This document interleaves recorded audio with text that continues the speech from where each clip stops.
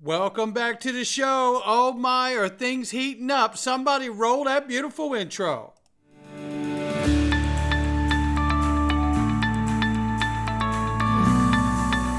Digital Perspectives with Brad Kimes. Come on in.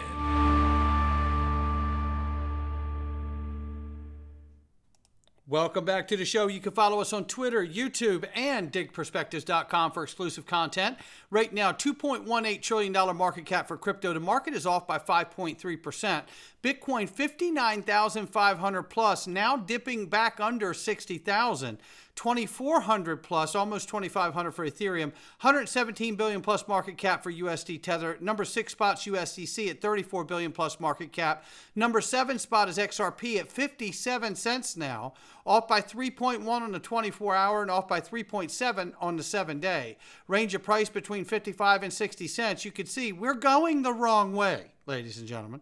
But I don't happen to be concerned because I know what's coming. And I know what is important that is coming, that is going to begin to change the landscape forever in this entire crypto space, and absolutely certainly for XRP. And that's legislative clarity, allowing the financial institutions to use this asset at 57 cents for everything that they can use it for. And it won't be 57 cents after they start doing it. I can guarantee you that much. Not financial advice. But this is linked to the best home for private equity in the world. Listen closely, ladies and gentlemen. Ripple is back on the board today. You're going to want to take advantage of this because it has been sold out for a while. So make sure you get the Ripple on the Link to platform today. Special pricing opportunities as well. And listen, whether you want to top off your position or make your first investment, download the app or visit link2.com and check out just how fast their new onboarding process is for all investors from the U.S. All investors, not just some of you, all of you. Click the link underneath the video and just find out just how incredible the onboarding process is, and get yourself some Ripple before it's gone. Link under the video. Look at this. More signals. You know, we covered here on the channel a few different times here, all these different big CEOs, Jeff Bezos, Tim Cook, they all started selling huge positions off their stock portfolio and their holdings. And that, when you see it collectively from these large CEOs, you start saying, wow, they must know some kind of downturn's coming, so they're exiting their position, right? And getting cash, getting liquid. Well, here we see Warren Buffett doing the same exact thing. He sold an additional, so he's already sold some. So he sold an additional $981 million in Bank of America stock. Buffett now holds $278 billion in cash and selling stocks like never before, including Apple. Is Warren preparing for a massive crash in the U.S.? I think the answer is yes, but we'll have to wait and see. Meanwhile, JP Morgan says Ethereum spot ETFs have seen net outflows of $500 million since their launch, in contrast to the more successful launch of Bitcoin versions earlier in the year. So they're doing well, but it has been underwhelmed versus Bitcoin, which has been historical, right? So Ethereum struggling in that regard. We'll see. And I can't wait for an XRP ETF. Here's the timeline for the SEC having to file an appeal against the Ripple case if they choose to do so. And we're looking at 39 days the SEC has left to contend the court ruling on its legal battle with Ripple as the appeal deadline approaches. That's what we're talking about. 39 days. There's a lot happening in this next 70 days or so leading up to the end of the year and the elections, right? Visa, by the way, has collaborated with Revolut. I'm going to get some flashcards for myself when I get done here today. The global financial app with more than 45 million retail customers and hundreds of thousands of businesses business customers worldwide to enable instant card transfer for Revolut business customers. In other words, engaging in real-time cross-border payments here, right? Now, I want to remind everybody, there's a lot of new people coming into the scene. Earthport and Ripple are teaming up to make cross-border payments. Currency Cloud announces partnership with Ripple to process cross-border payments. You see all of this. And it was Visa that bought Currency Cloud and Earthport. That's what we're talking about. The connections are so deep. Here's another one. Garanti BBVA, one of Turkey's leading banks, has expanded its cryptocurrency offerings by adding XRP to its crypto application, allowing users to securely store or trade XRP directly through Garanti BBVA crypto app, providing a seamless experience. At the most recent swell event that's coming up very soon this year in Miami in the United States, which I find to be fitting because we're launching the real USD, and it makes sense that Ripple Swell would be in the US this year. But who's going to be there? Francisco Morado from the BBVA that I just gave you news from, right?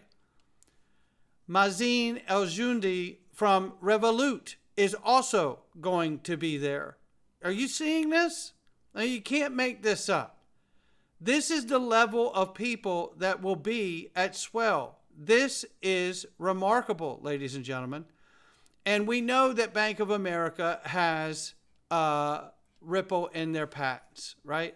So coming back to all of this Visa business and the rest of this, the Earthport, the Visa Currency Cloud, Earthport Currency Cloud bought by Visa.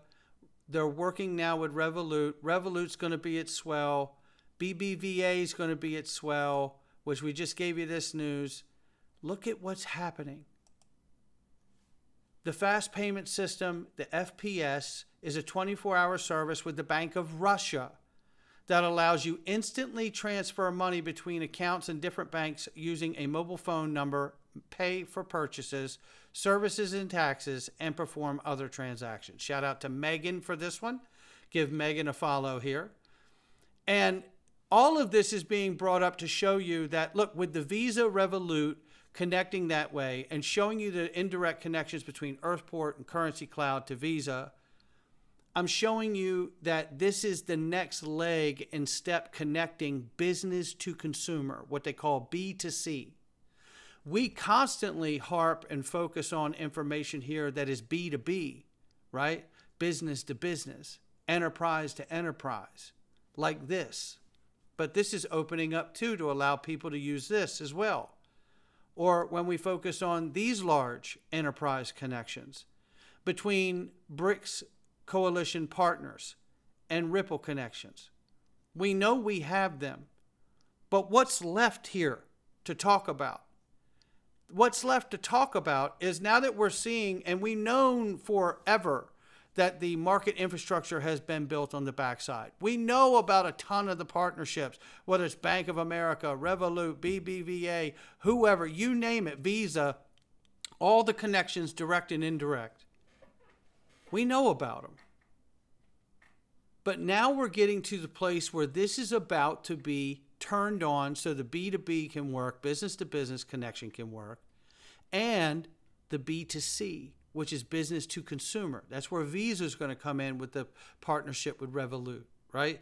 So understanding that the back end and now the front end is being addressed to bring it to market under regulatory framework, which tells me highly likely we're going to get legislation in the near term rather than waiting. But how do you introduce market infrastructure that moves money? Remember in the early days of the internet, lawyers couldn't use email. Lawyers couldn't use a fax machine because they didn't have the legal clarity that allowed them to send confidential documents across the wire that way. This is real. This really happened. And now we're at the place where we need that same kind of clarity for the protocols that will move tokenized value around the world. or operate as a bridge asset like XRP. And I believe this is where we're going.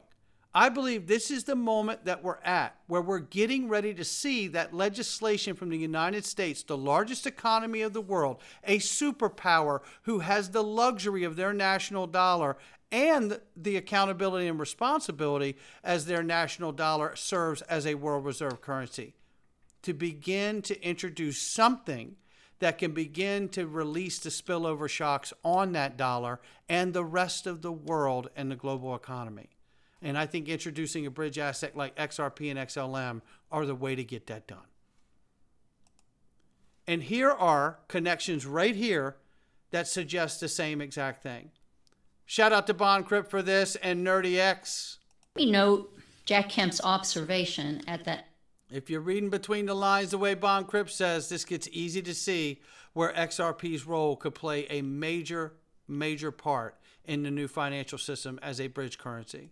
Let me note Jack Kemp's observation at that 1983 conference when he pointed out that any new system of formally maintained exchange rates among the world's currencies would need to choose a common reference point, an anchor. It could be a national currency like the US dollar. It could be a commodity like gold. Or it could be a supranational invention like the IMF special drawing right, the SDR. Interestingly enough. Bringing back the gold standard would be very hard to do, but boy, would it be wonderful. We'd have a standard on which to base our money. Bringing back... The SDR has become a unit of account.